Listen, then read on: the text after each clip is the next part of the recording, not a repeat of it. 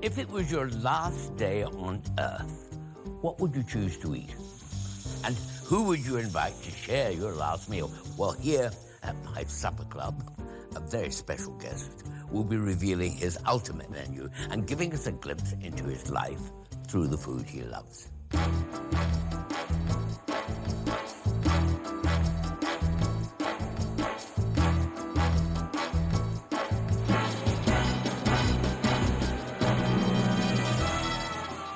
I'm as happy as a clam at high tide in the kitchen, with the apron on, elbow deep in flour, because cooking is in my blood.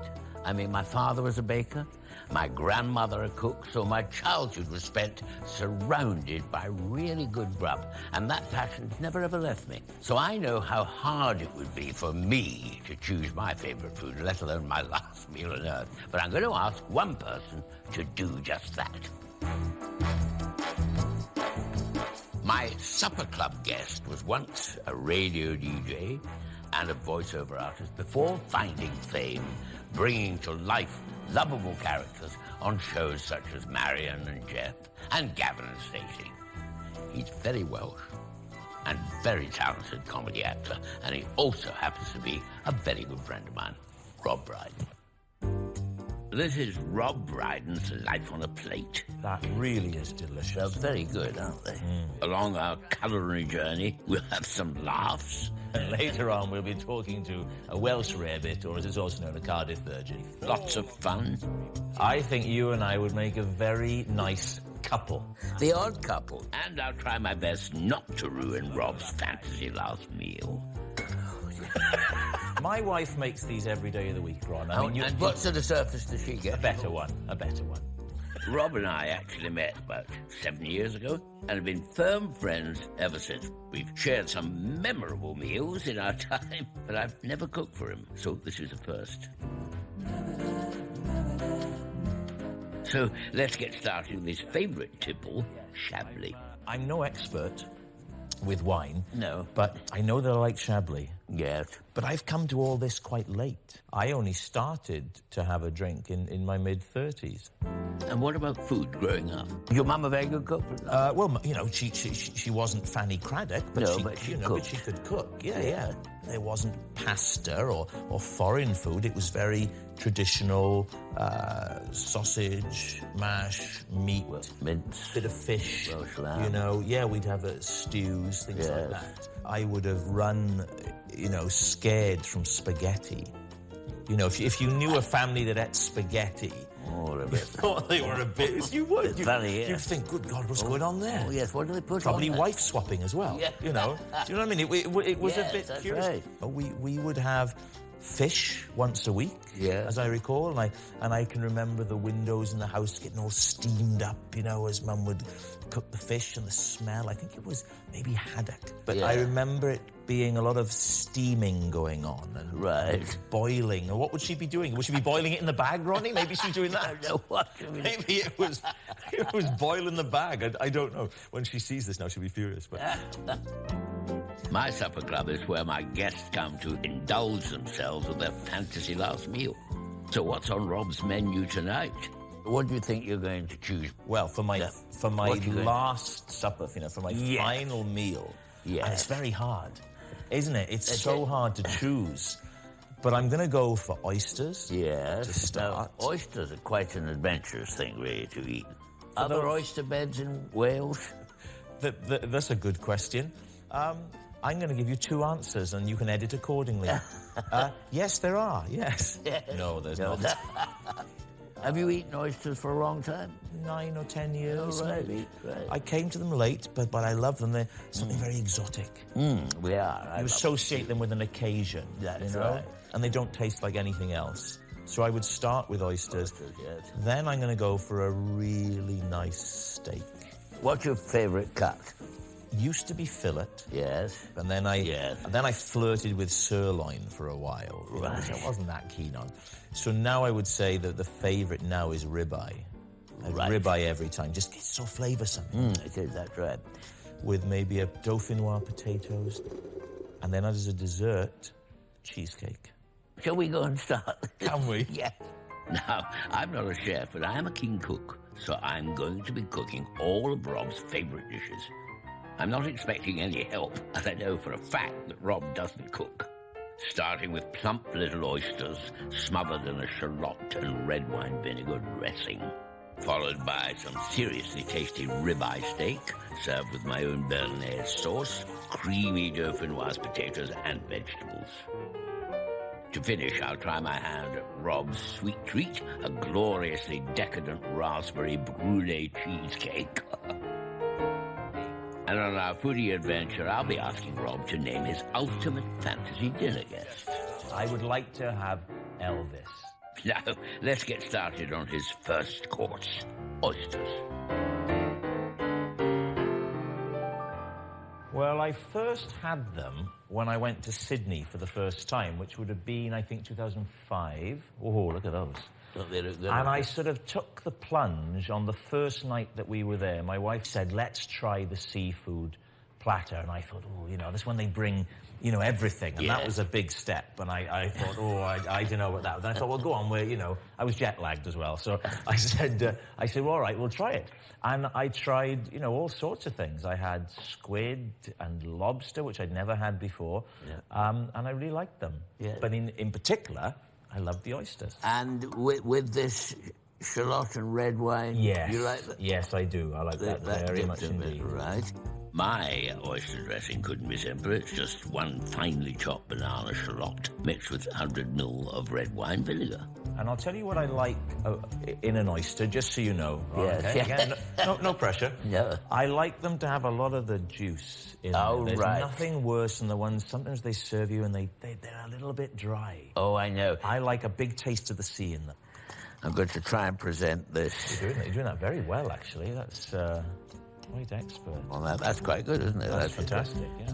Well, I became comfortable with eating oysters because I had a friend who opened an oyster bar in the West End of London. Oysters are part of our weekly intake, as we live very, very near an excellent fish shop. I'll pop some of that in. Have you got a fork? I'll just down it. Yes, all right. I won't be using any fork here, Ronnie. Oh, right. Oh, no, will it slide down? Oh, yeah. I'm just going to go native. Oh. Don't you worry about a fork. Fork is the last thing I'll be using. Are you ready? Right, yes, I'm ready. I'm going to hold this here in case I get it on my lovely shirt. Yes. Ready?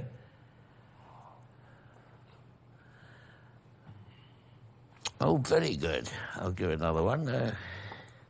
That's just how I like them. Really nice. I like an event. Do this at the same time. I'll carry on talking. Right? I'll talk for you. Well, Here I am, shucking an oyster. There we go. It's all going very... Could I? There you go. I'll put those on now. I'll never forget the day. There I was, shucking an oyster. I think that's what she said. And, goodness me. There you are. I've just administered a bit of that. Oh, I'm having another one. All right. Okay. Very good. They are quite a puzzling thing to look at before you put them in your mouth. You have to have complete faith in them. Until you've decided you like them, they certainly don't look appetizing. Ooh. Until you have acquired the taste, you would never look at an open oyster and think, hey, I want to eat that. No, that's true. But once you do like them, you almost sort of feel like you're part of a club.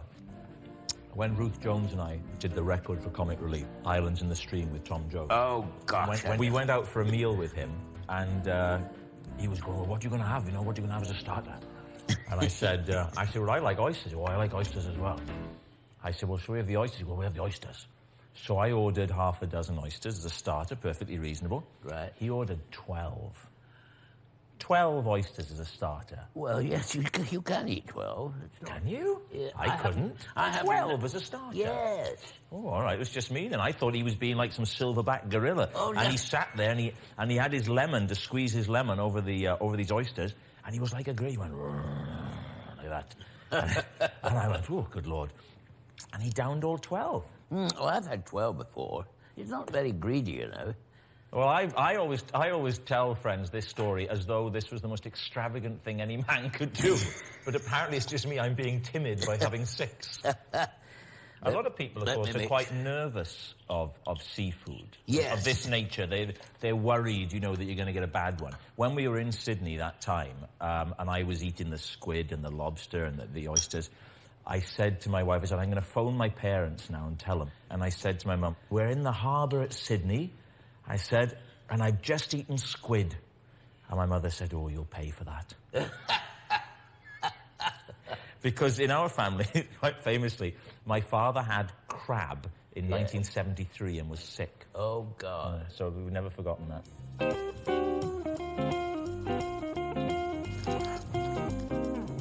I gave James Corden his first ever oyster. He happened to be in Australia the second year I was there, and I said, no, we got to have some oysters. He said, I've never had oysters. Oh, I don't think I could eat. And I said, you're going to love them. He said, I'll try them then. So we had these oysters brought to the table, right? So I said, look, this is what you do, and I showed him like that. So he had to go. So he got the oyster, and he went, and in his mouth, and he went like this. He went... Didn't want to let it go any further. And then he went...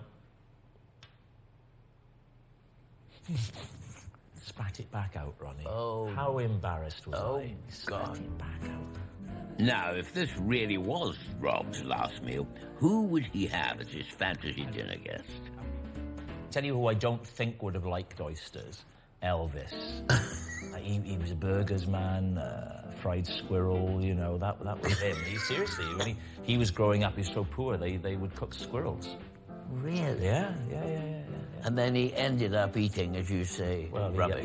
Yeah. He didn't have a very refined palate. And I suppose if you're terribly, terribly world famous as a face, you end up eating only comfortably at home. He didn't go out very much. No, that's right. You wouldn't often see him at a restaurant. So no, that's right. Cooked at home. Now, do you want a bit of this on I would like some, and I wouldn't mind a bit of lemon on there as well. A bit of lemon, right? Yeah.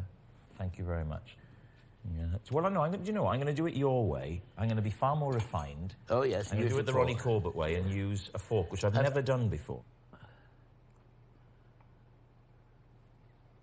That is delicious. Delicious. It really is delicious. They're very good, aren't they?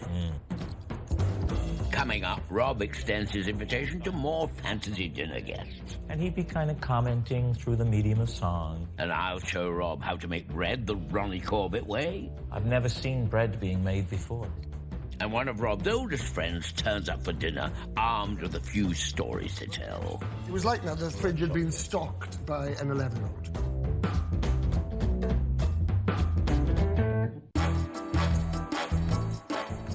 At the supper club, my guests are here to indulge themselves with the dinner they would choose if it were their final meal on Earth. And tonight, we're cooking our way through Rob Brydon's ultimate menu. That really is delicious. They're very good, aren't they?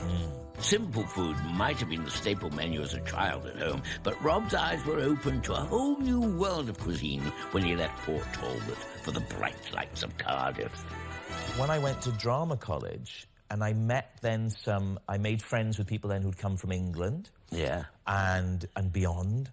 And I'd noticed that their palates were a little bit more adventurous than mine. And then I would start to be exposed to the delights of lasagna. Pizza to me was quite exotic. Yes, well, of course because of all the different things. That's right. There. Although the first restaurants I would go to would be Italian restaurants, but I would always have steak. Well, we'll be cooking Rob's favourite steak later, but first, I think we need something a little more down-to-earth to munch on. What would be your favourite light snack? Just a snack, nothing fancy. No. It would probably be cheese on toast.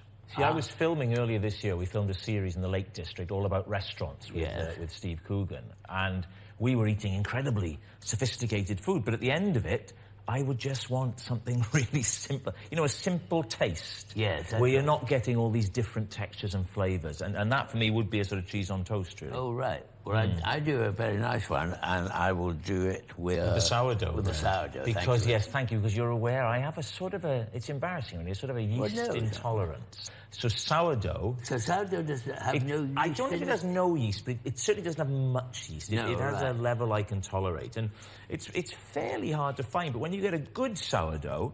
It's lovely. You know, a proper one is great. I mean, if this really was my last meal, by the way, I would eat normal bread. okay? If I really, you know, if this was the end of everything, I would just fill my face. But I'm hoping this isn't really my last meal. You've got a corporate. I've got a corporate on Thursday, so yeah. Wouldn't want to miss that.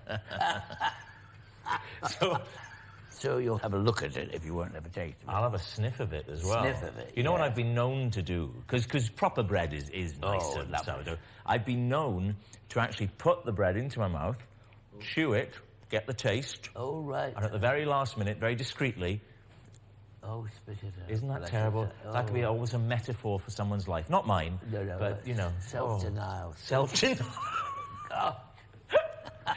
Like the title of my autobiography, Spitting Out the Bread. Rob may have to make do with sourdough, but I'm not eating that. I'll be making my own recipe for delicious stone-ground bread, which I'll top with my version of Welsh rarebit, which is a little mixture of grated cheese, naturally, Worcester sauce, Dijon mustard, and an egg yolk. And the egg yolk makes the cheese toast mixture slightly souffle. It just rises with and browns seriously and looks very tempting. That's all I can say at the moment, thank you. Mr. Corbett refused to be drawn further on the state of his Welsh rarebit. You must have done the gag with the two Ronnies, and later on we'll be talking to a Welsh rarebit, or as it's also known, a Cardiff virgin. Remember that? That was an old joke. That's a 70s joke, isn't it? The Welsh rarebit.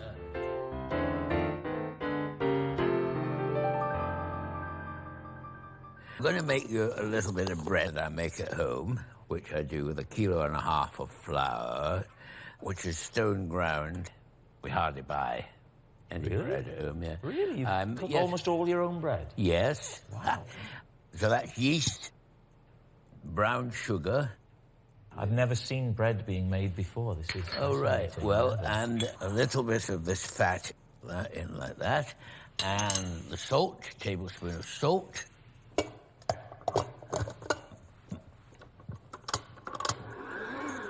Best to do it the other way around, actually. Lower. Then... What is that? Just water? this is warm water. It's a pint of cold water. Yeah. Sorry, I'll turn down the engine so they can hear me. A pint of cold water and half a pint of boiling water, and that gets the right temperature, you see. Now, just slowly dribble that in. And this will make a loaf. This will make 3 loaves. 3 loaves? 3 loaves, yes. That's 1.5 kilos of stone ground flour, so it makes 3 loaves of that size. Am I right in thinking your father was a baker? Yes, absolutely. My dad was a baker, and for 28 years of his life, night baking, as they did, like miners, really. Yeah. You know. You know, Anthony Hopkins' father was a baker as well. Was he? Yeah, in Port Talbot, yeah. Goodness me, isn't it? And although I wasn't sort of physically copying him, when I handled the dough and everything like that, my wife always says, I can see your father's hands there. Yeah. Well, it's in the genes, isn't it? It is in the genes. I'll just slow it down a wee bit there. And sometimes at home I do 3 white and 3 stone ground at the same time. So I make 6 loaves in the one oven baking. When that is properly mixed, then I cover it with a damp cloth and put it in a warm place like an airing cupboard for about 40 minutes, and it rises. And then I take it out and knock it back into 3 loaves, and then put it in the 3 tins. And then bake it. No, then it goes back in there to rise again, so it rises twice. Or back into the airing cupboard? Back into the airing cupboard. Is it? Yeah, this then is in you the knock airing it. cupboard next to your towels and your sheets and things. Is it really? That's right. While the dough is rising for 40 minutes, I can get on with portioning the steak for Rob's main course. I hope he's impressed with this spectacular piece of ribeye. That's big. Isn't that lovely? Yeah. Which end do you think? I think that end, don't you? Yes. Yes, right. I'll take it off here, cut it on the board. How thick do you like it, would you think? Yeah. About that? Yeah, that's good. That's good. I love ribeye steak. I mean, the higher rate of marbling in this cut makes the real flavour. That looks rather nice. Fantastic. And I'll do another one. Also, the knot of fat within the steak helps to make it extra tasty. Beautiful. There we are. I'll just put this in the fridge. Do you want the... Yes, you've got the board there, Ronnie. Oh, of You're course actually I have. putting it back in the pepper. Now, look, let me come around here. Pop it onto there like that. That's it. Very good. We Right. don't want the board going in the fridge. No, you're so good about the place. You're such a... I'm very perceptive. I spot these things. So supportive. Thank you. Now, back to my bread. The dough has risen nicely and is ready for the next stage. Oh, that looks like a... Oh, look at that. Looks like it's alive. I know. It's a lovely mixture. And just knock it back a bit like that. Slightly. Make it into a nice rounded shape like that. You really know what you're doing, don't you? Look at that. And then I would normally make this into 3, you see, so Yeah. I will say, well, we're just going to do the one with the thing there.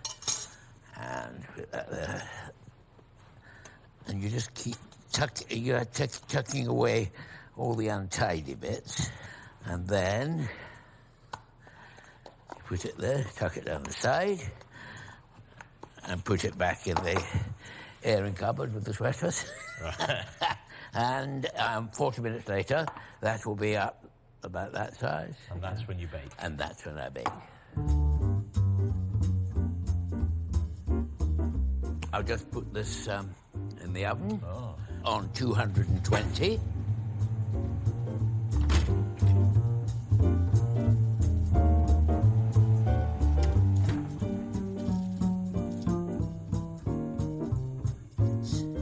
To make my Welsh rarebit, I combined an egg yolk, Dijon mustard, Worcester sauce, and some grated matured cheddar cheese, and mix it thoroughly.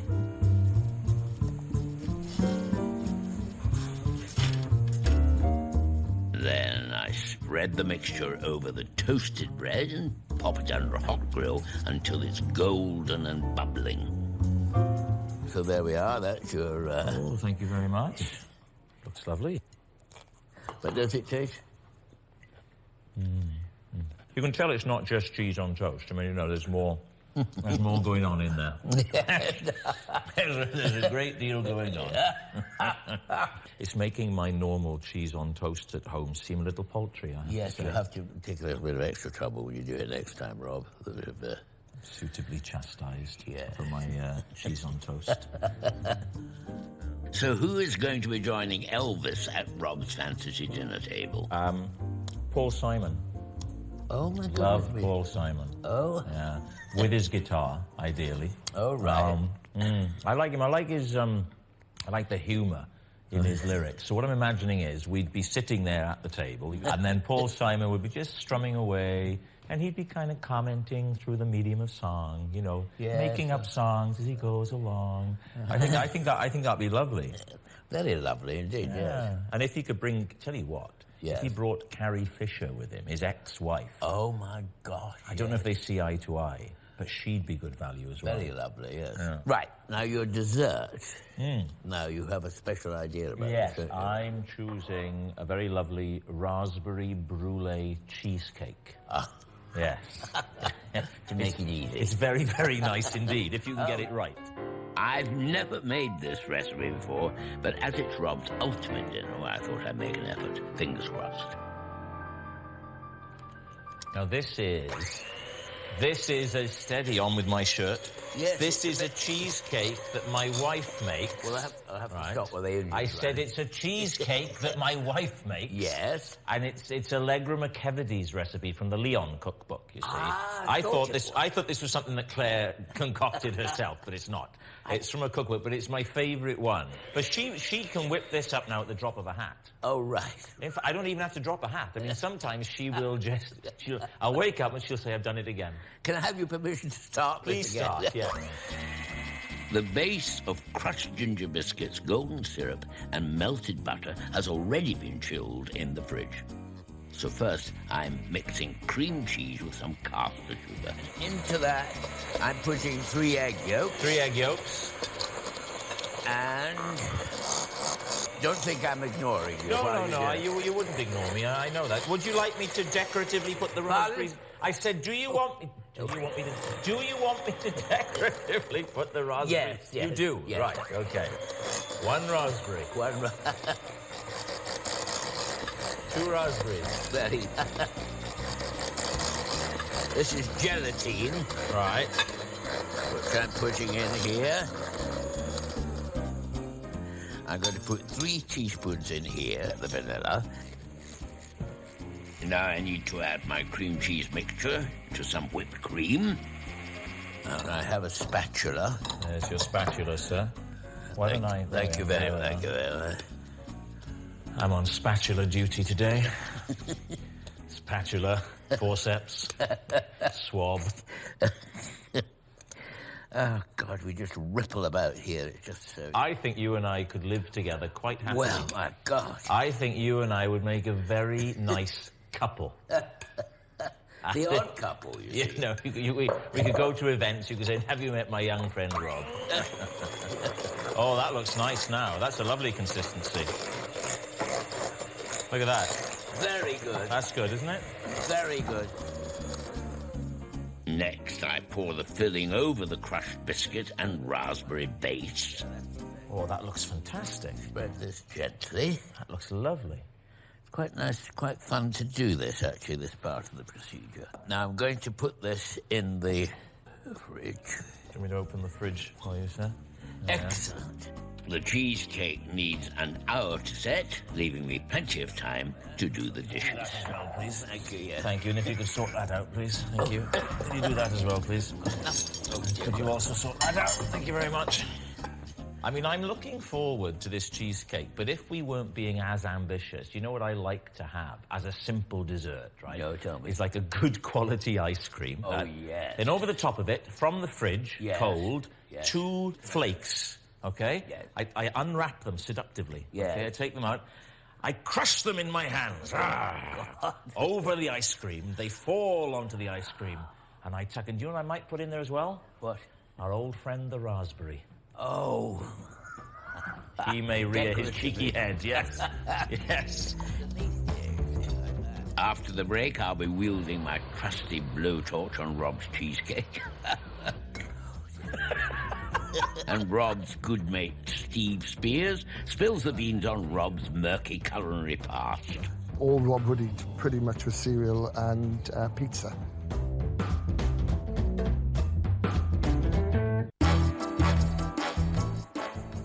At the supper club, my guests can come and taste their fantasy last meal. And on the menu tonight are all of Rob Brydon's favourite dishes.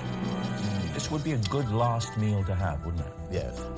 So far, we've had oysters and Welsh rarebit. Now we need to put the finishing touches to Rob's dessert. Well, I think the cheesecake should be ready by now. I like the way you walked over to the fridge there. I was hoping you were going to do your Ronnie Corbett walk, which is this. You know? I'll try and do it. I'll try and do it on the way back. There we are. Now, what do we do next? Now, you are going to sprinkle evenly that sugar all around the surface. No, you're not going to do that until I finish. Oh, no, until you've done. No. I've got to get it ready. This is perfect for me. I have a very sweet tooth. Ah, yes. Yeah, I could eat sweet things until the cows come home, basically. Yes. Now I'm going to undress the cake while you fire up the. Do you know how to undress it? Yes, you leave it to me.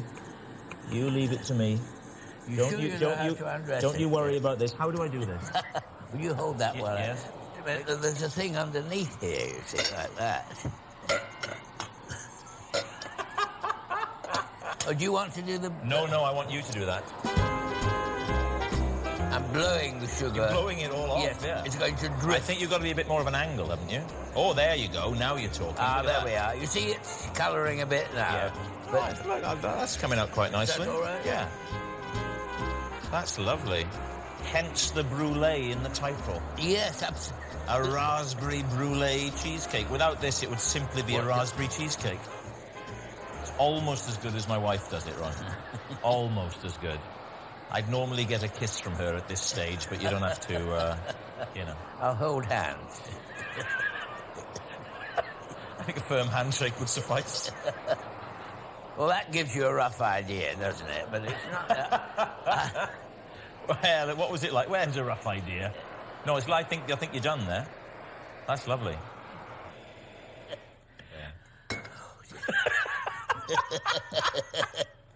It's not. It's done it a bit, hasn't it? But it's not. You know, look. But it's not the nice pattern. My wife makes these every day of the week, Ron. And what sort of surface does she get? Does she get that? A better one. A better one. I'll be very honest with you. A better one. Oh, I'm sorry. I know. I've gone too far. I know. But look, buttons. You will go to the ball. No, but it's lovely. I mean, to be fair, the camera is seeing the wrong side, because if you look around this side... I wonder... yes. Look at that. What has caused this bit here? I think your almost Rambo-like flamethrower action has caused the cheesecake itself to melt. Tilt. Now, some people would prefer that. Now, your next fantasy guest. My next fantasy guest. Well, I mean, her position is in jeopardy now that Carrie Fisher is coming as well. Yes. But I had originally thought Barbara Streisand. Oh, my gosh. Yes. Anne and I saw her in Funny Girl, and she added, specially for that performance, My Man, which she sang live, which wasn't actually in the show, you know. So that was a really momentous, wonderful evening, oh my God. Well, I love her voice. So the thought of having her at the table, you know, and Paul Simon, they could swap Jewish jokes with each other, you know. All we need then is Jackie Mason as well, you know. I don't know, why am I here? Why should I care? I don't know, a Jew does this, a Gentile does that. Why would a Gentile care? A Gentile would not care, a Jew would care. A Jew would not care, why would... I'm doing Jackie Very Mason. well, Thank dear, you. my God. So, yeah, I'd have Barbara Streisand, but I would want her to sing. Have you any idea what you'd like her to sing? Yes, I have. I would like her to duet with me and sing Crying Time. Crying Time? Well, it's crying time again. You're gonna leave me. God, I can see that faraway look in your eye.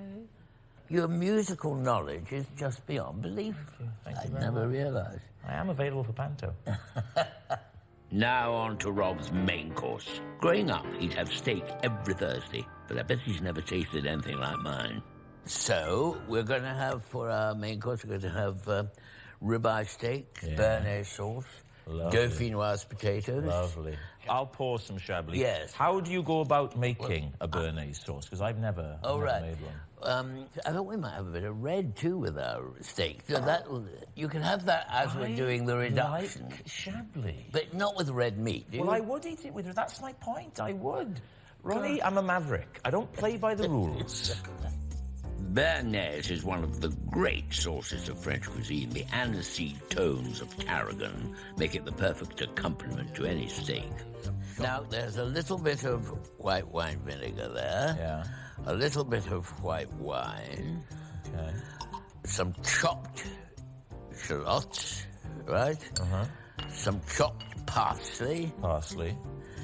Some chopped tarragon. That's the essential flavour, of course. And 6 crushed black peppercorns. This reduces to, would you believe, about 2 tablespoons eventually. Does it? Yes. How long does that take? But it should do quite quickly over the high gas of the wide pan. Rob seems to be quite the gourmand these days, but there's one person who knows a bit about Rob's foodie past, his old pal Steve Spiers. Rob and I met in 1981 at the Sherman Theatre in Cardiff.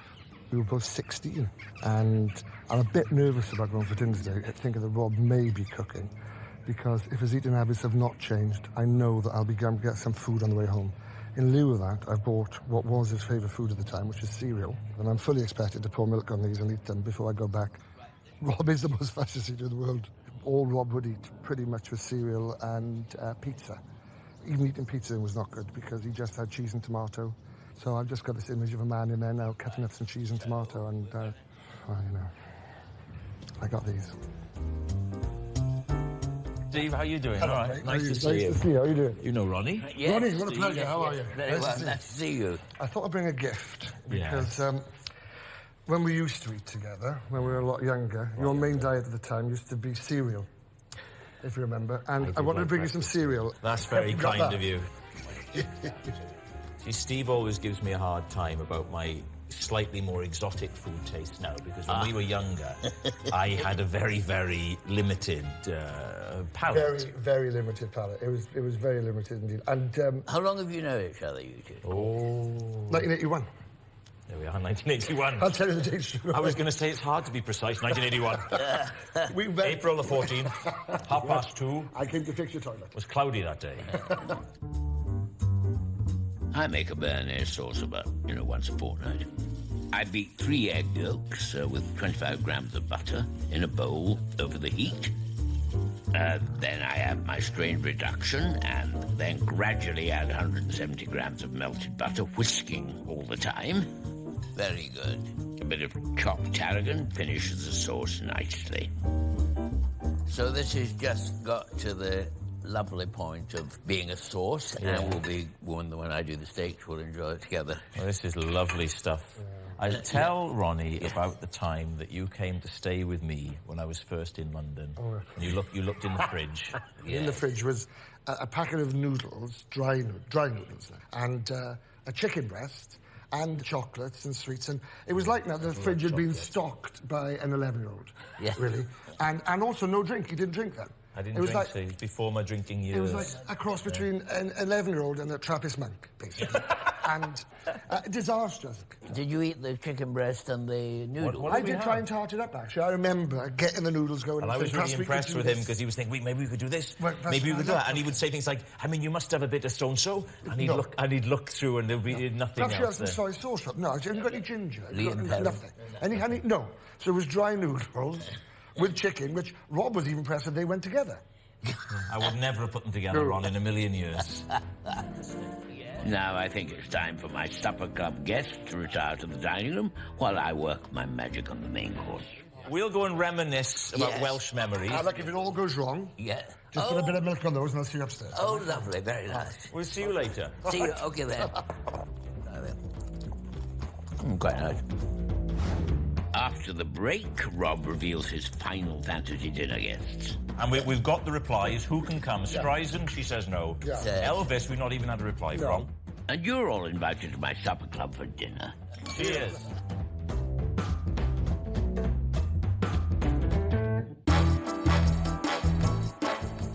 At the supper club, my guests are here to indulge themselves with the dinner they would choose if it were their final meal on Earth. And tonight, we're cooking our way through Rob Brydon's ultimate menu. That is delicious. They're very good, aren't they? My hungry supper club guests are making themselves at home in the dining room. Is it nice? This is nice. How nice. 2 boys who come from Wales. Now it's time for me to cook the main event, succulent ribeye steak. Make sure the pan's really hot.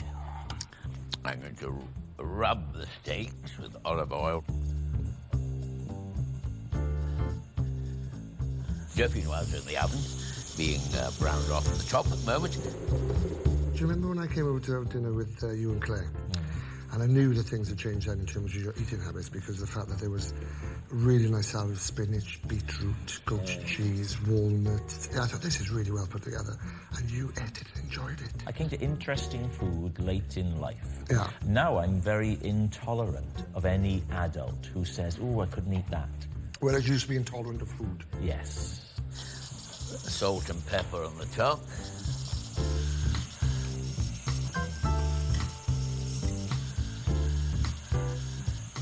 How do you like your steak, by the way?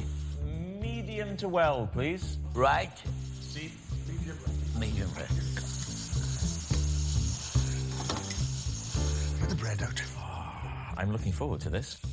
The steak is cooked, the dauphinoise potatoes are done, and the vegetables are ready. All that's left now is the presentation. It is lovely to see a very neat plate with everything arranged so that it looks an attractive pattern to the eye.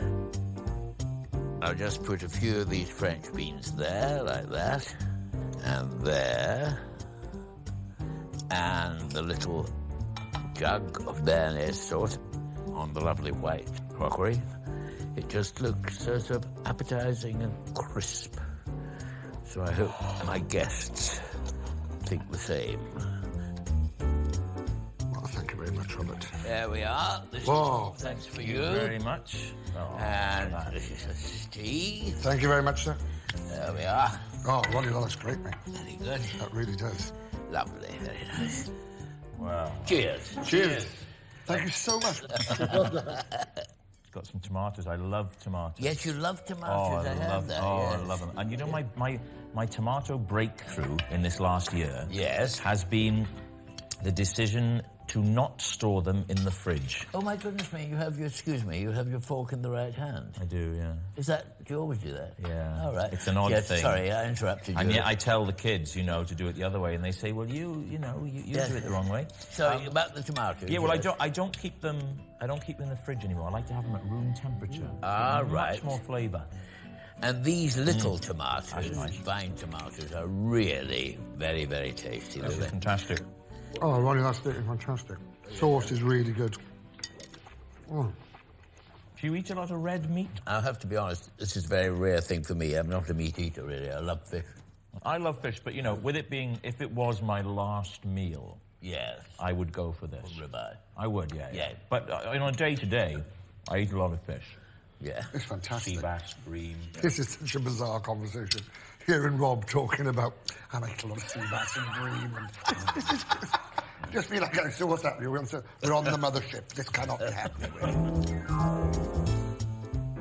Didn't I hear you say once that after you used to record the two Ronnies, you would always go out Yes. for a meal? Ron afterwards? and Joy and Anne and I went to an Indian restaurant, the Westbourne Grove, just the four of us. And even the last show he did, when he was retiring, just the four of us went to the... Oh, that's nice. Yeah, yeah. Did the wives always come to the show then? Always, yes.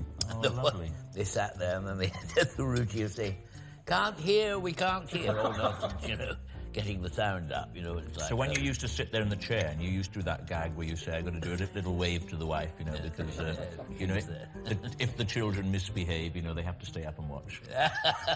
So that was not true. The wife, Anne, was there in the audience. That she was there in the audience.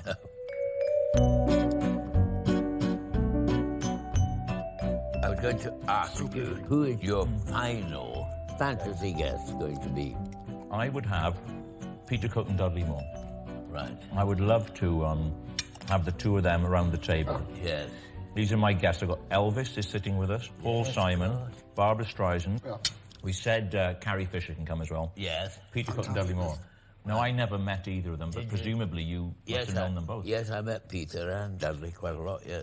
Really, it was sad that they really are both really no longer with us, because, I mean, we lost them really very They young. went far too soon, didn't they? Oh, far too soon, really. Yeah. I hear people say of Peter Cook, they say, Well, the Peter Cook funniest was man the I ever funniest. met. I think he probably was.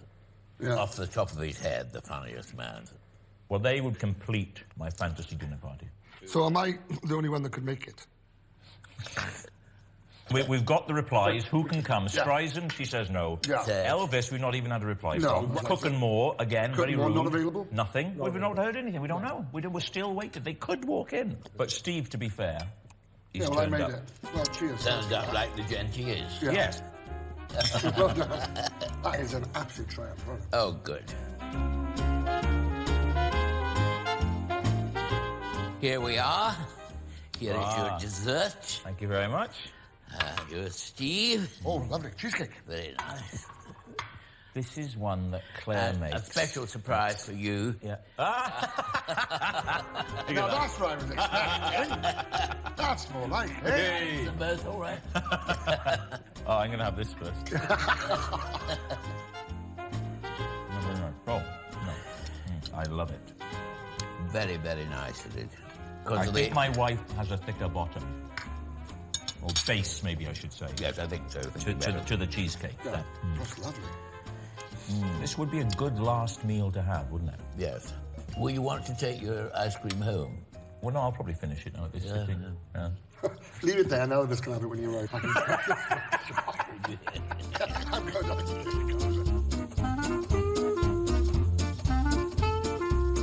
Telly's toughest cookery competition is back. Don't miss the start of Top Chef Masters Season 2 with a Good Food UK premiere tomorrow night at 9. And talking of UK premieres, we've lined up Man v Food's greatest moments for you next. Plus, you can savour every mighty mouthful, also available in HD.